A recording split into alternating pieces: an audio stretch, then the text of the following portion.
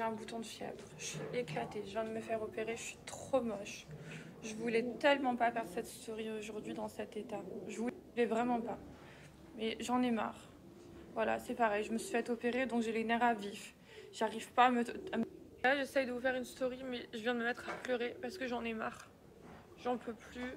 Je suis fatiguée, j'ai rien demandé. Il m'est arrivé plein de trucs ces derniers mois. Je suis consciente que je suis pas une personne parfaite en tant qu'être humain. J'ai beaucoup de défauts. J'ai un gros passé. J'ai un passé qui est pas facile. J'ai vécu plein de trucs durs dans ma vie et rien ne justifie rien. Seulement, quand j'ai rien fait, j'ai rien fait. Je suis pas responsable du fait qu'un mec marié m'ait dragué en fait. Le mec, il faisait que m'envoyer des messages, il faisait que me draguer. Je le bloquais carrément des fois. Il me parlait tout le temps. Au final, qu'est-ce qui se passe? Je me suis tapé une réputation dans la France entière de briseuse de mariage.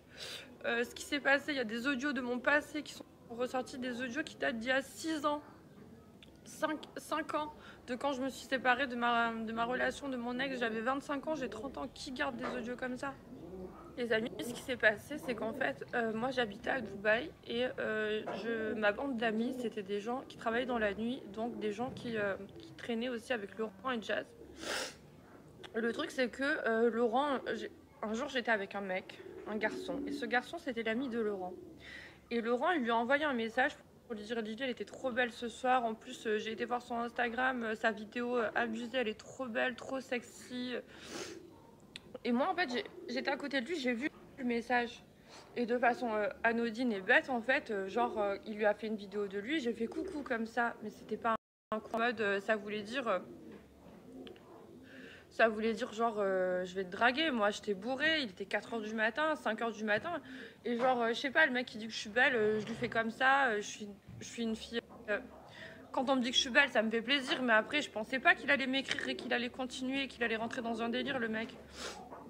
Et puis je lui ai pas parlé directement, j'ai pas. Bref, du coup il dit à mon copain qu'il me trouve trop belle, qu'il m'a trouvé belle ce soir. Et voilà, moi je pensais que ok il m'a trouvé belle, bon bah voilà, ça arrive de trouver des filles belles, c'est un mec marié, il a le droit de trouver une autre fille belle. Mais moi je pensais pas qu'il allait me réécrire. Donc il m'écrit le même soir, il m'écrit sur mon snap, avec son snap. J'ai pas fait de capture d'écran ou quoi que ce soit parce que j'étais pas vicieuse, j'étais pas en mode je vais le balancer.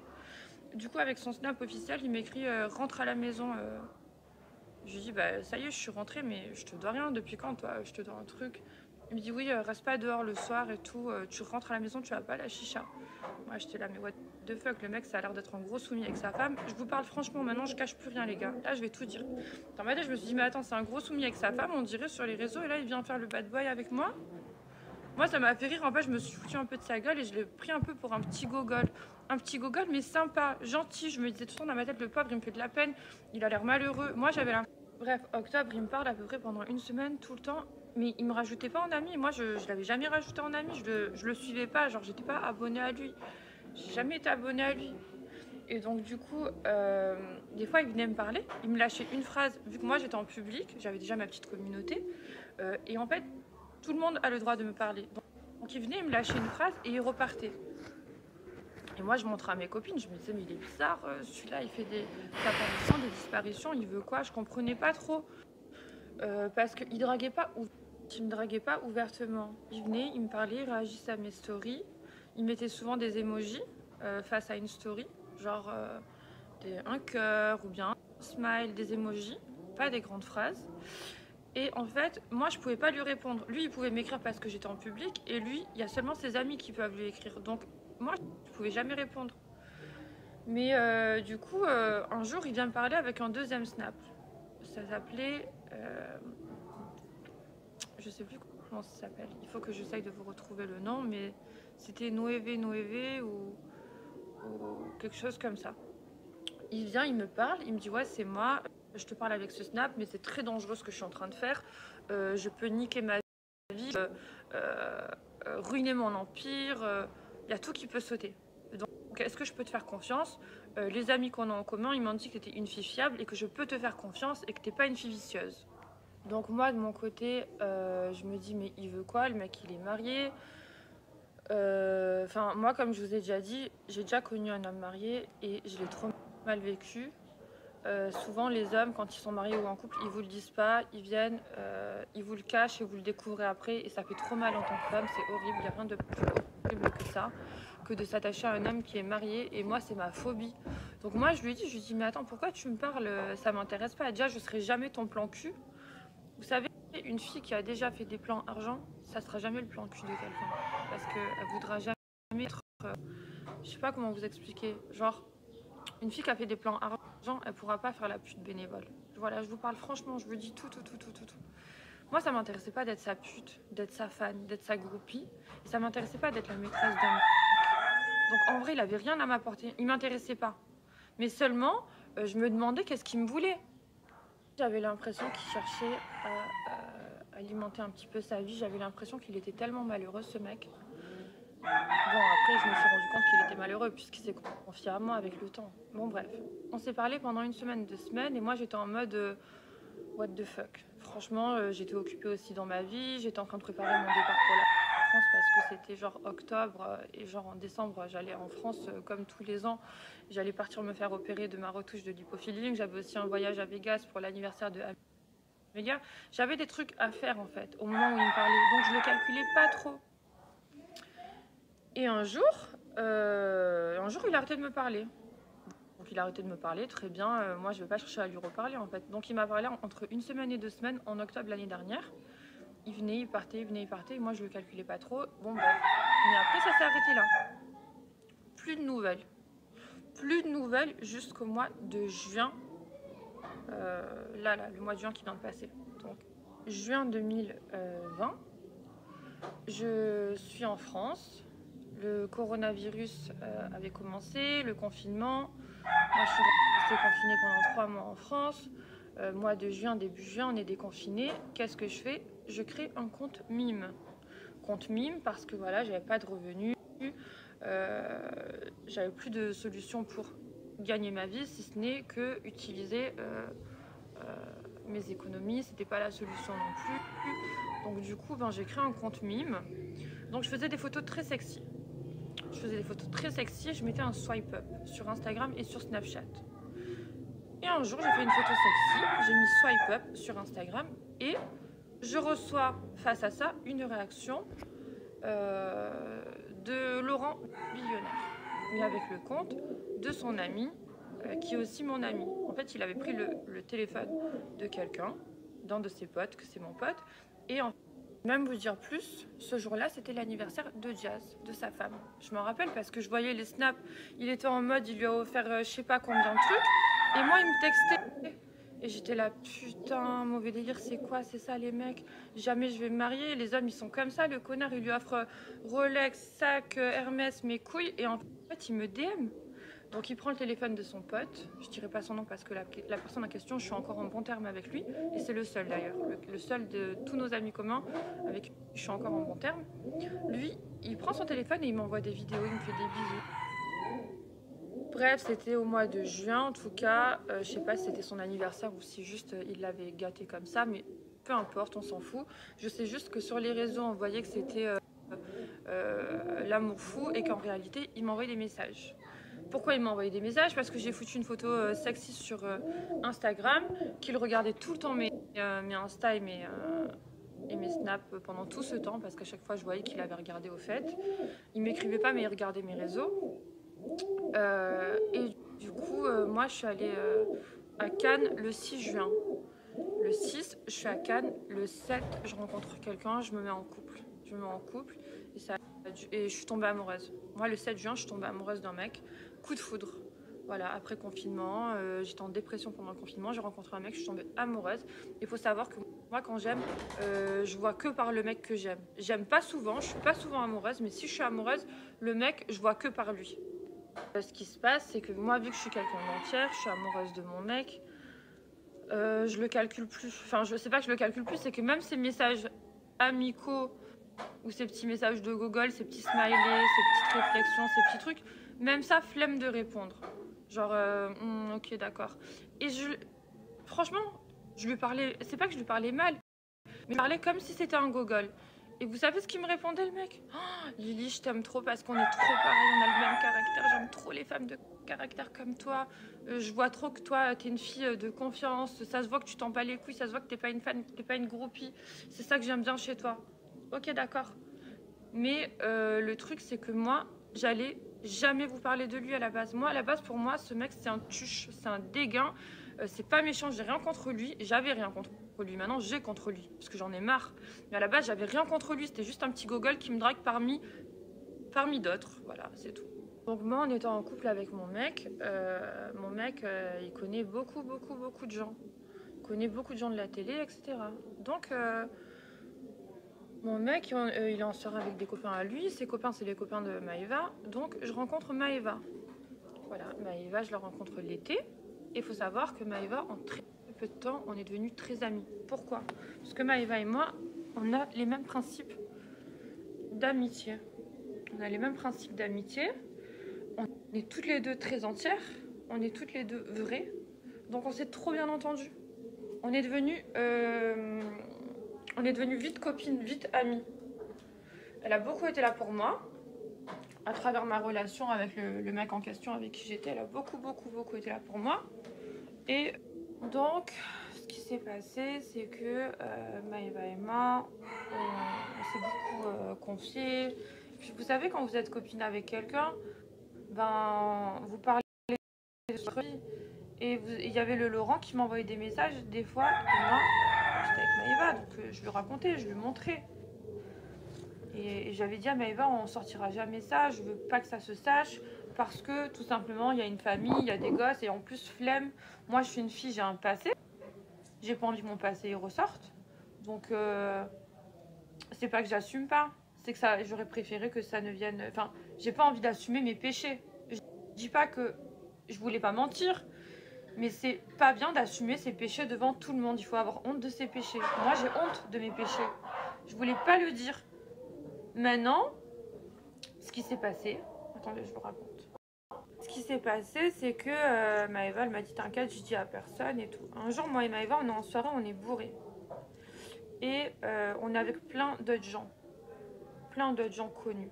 Voilà. Et puis, on était tous en soirée, bourrés, nanani, nanana. Et Maëva et moi, on commence à parler de ça. Du Laurent qui me drague et tout. Et on se fout... Franchement, on s'est foutu un peu de sa gueule.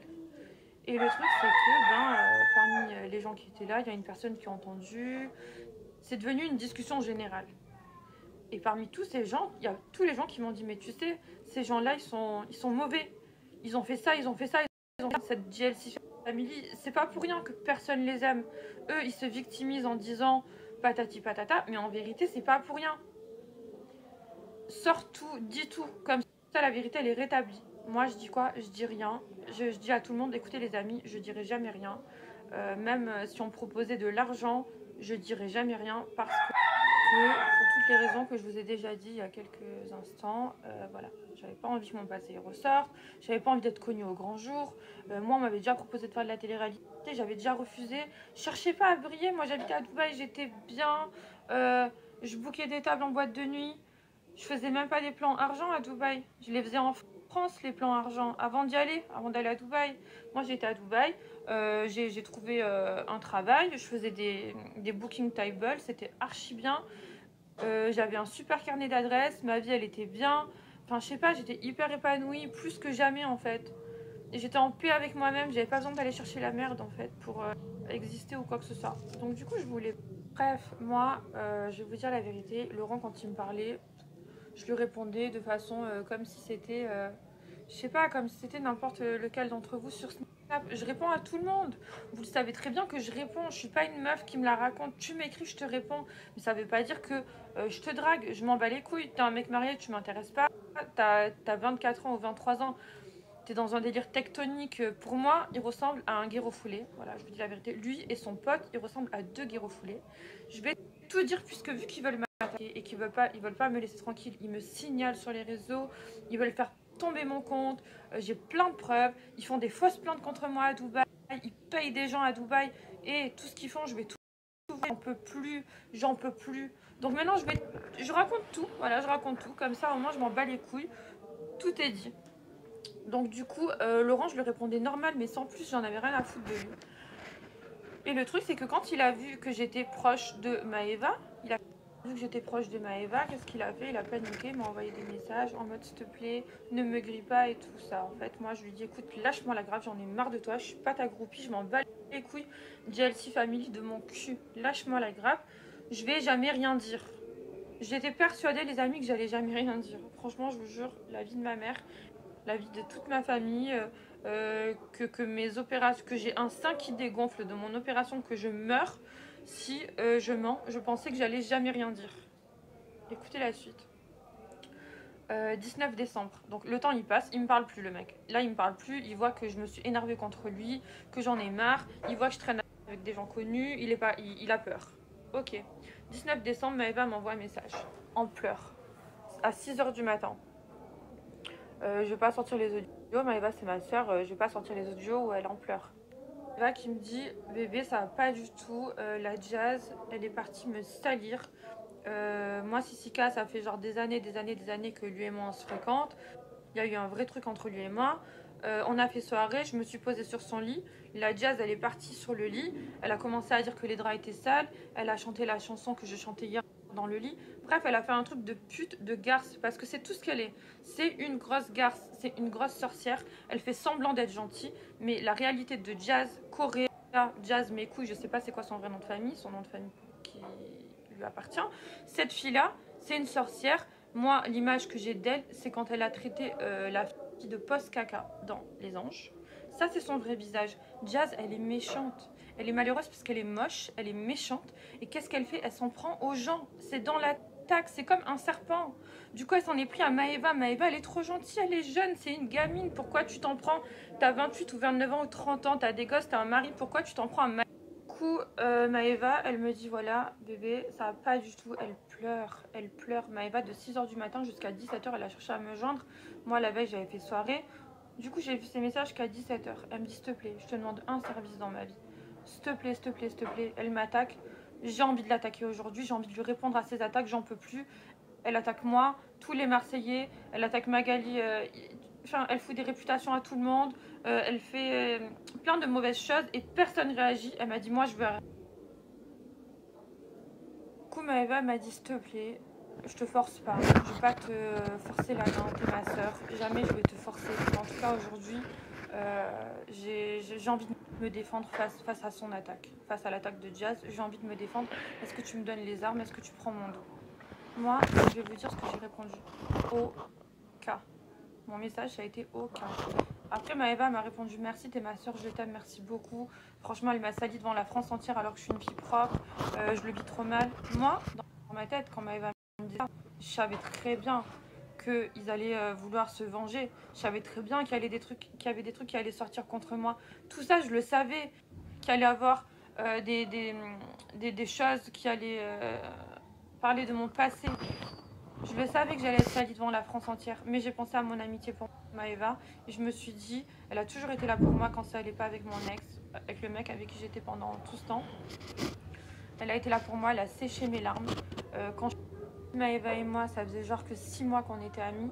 Ben, en 6 mois, il y a des gens qui sont plus là que d'autres en 3-4 ans. Moi, Maëva, je pleurais, je dormais.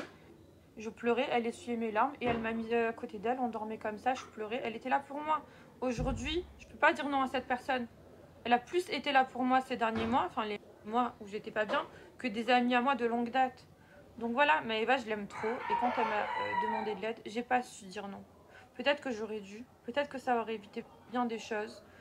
Mais sur le moment, j'ai pas su. Elle était limite en pleurs, en train de me dire que la Jazz, elle l'attaquait. Elle était. Vous savez, quand on se fait attaquer, on est triste, on n'est pas bien. On en a marre, on n'en peut plus. Comme moi aujourd'hui, j'en peux plus. Cette story, peut-être que je vais la regretter dans un mois. Mais aujourd'hui, j'en peux plus de cet acharnement. Il faut savoir que tout ce temps-là, Laurent, il me racontait des trucs sur Jazz, sur son mariage, sur sa vie. Tout avec son Snap. Donc c'était sur Snap, j'ai pas pu enregistrer. Moi, je vous ai capturé les messages Instagram, mais sachez que si un mec comme lui m'envoie des messages comme ceci sur Instagram, imaginez ce qu'il m'envoyait sur Snap, parce qu'Instagram, il sait que ça s'efface pas. Bon, il peut les effacer s'il veut, mais il les a même pas effacés tellement il avait confiance en moi. Alors vous imaginez ce qu'il m'a envoyé sur Snap? Je vous jure, il m'a sali sa femme. Il m'a sali, il m'a dit plein de trucs. Jusqu'à présent, j'ai jamais voulu répéter parce que je me disais, le pauvre, il s'est retrouvé au milieu de... Enfin, je les balance. J'avais un peu honte de l'avoir balance. Mais Maëva, c'est mon amie, j'ai choisi mon amie. Mon amie Jazz, elle salit mon amie. Donc, je lui donne les armes pour se défendre auprès de Jazz. Mais j'étais un peu peinée pour Laurent. Je me disais, le pauvre, ce Laurent billionnaire, il est malheureux. Il est malheureux. J'avais de la peine pour lui. Il me racontait que voilà, qu'il n'était pas amoureux de sa femme. Moi, il m'a dit qu'il n'était pas amoureux de sa femme. Il m'a sorti plein de trucs. Et tous ces trucs-là, je ne voulais pas vous les dire parce que je me disais, non, on va rentrer dans une polémique trop importante. Quand il y a eu le bad buzz, moi, à la base, j'étais dégain. Et je suis toujours dégain. Sauf que je me suis retrouvée du jour au lendemain sur les réseaux. Oui, la maîtresse de Laurent. Oui, Lily escorte.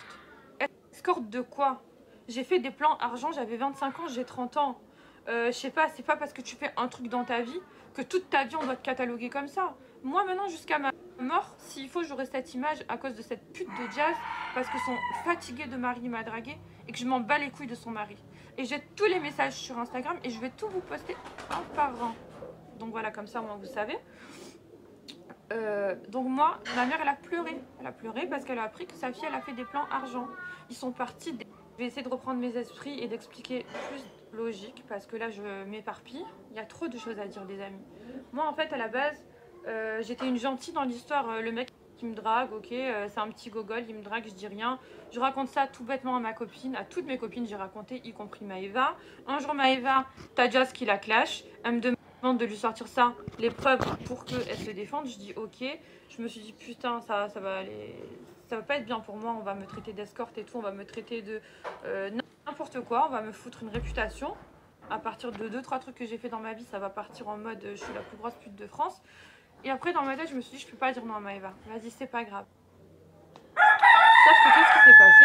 Jazz et Laurent ils ont tellement eu la haine contre moi que j'ai dévoilé ça, que j'ai donné les preuves à Maëva. Qu'est-ce qu'ils ont fait? Ils ont fait un acharnement. Depuis le mois de décembre, je subis un acharnement de leur part. Ils ont engagé un blogueur. Je le connaissais même pas. Je le connais toujours pas d'ailleurs. Je me rappelle même pas c'est quoi son blogueur que je connaissais pas. J'avais jamais entendu parler de lui de toute ma vie parce qu'en habitant à Dubaï, je vous dis la vérité, je calculais pas trop les réseaux sociaux. Bon, je connaissais les Marseillais, je connaissais Maëva Guénam, je connaissais hein. Mais les blogueurs, les trucs Instagram et tout, je calculais sans plus. Du coup, ce qui s'est passé, c'est qu'il y a un blogueur qui a fait un montage. Comme quoi, moi, je l'ai contacté. Oui, bonjour, j'ai des infos sur Laurent, si tu veux, je cherche à les vendre, nanani, nanana. Le mec, quand il a fait ça, là, cette story, j'étais morte de rire. Qu'est-ce qu'il a fait? Il a refait une story, il a surenchaîné, il a dit arrête de faire genre que tu me connais pas, Lily, tu me connais très bien, t'étais escorte avant, nanani, nanana. Quoi? Parce que j'ai fait des bails argent dans ma vie, ça veut dire que toi et moi on se connaît, ça veut dire que moi je t'ai contacté. Il a trafiqué un message, il a pris ma photo. Je sais pas comment...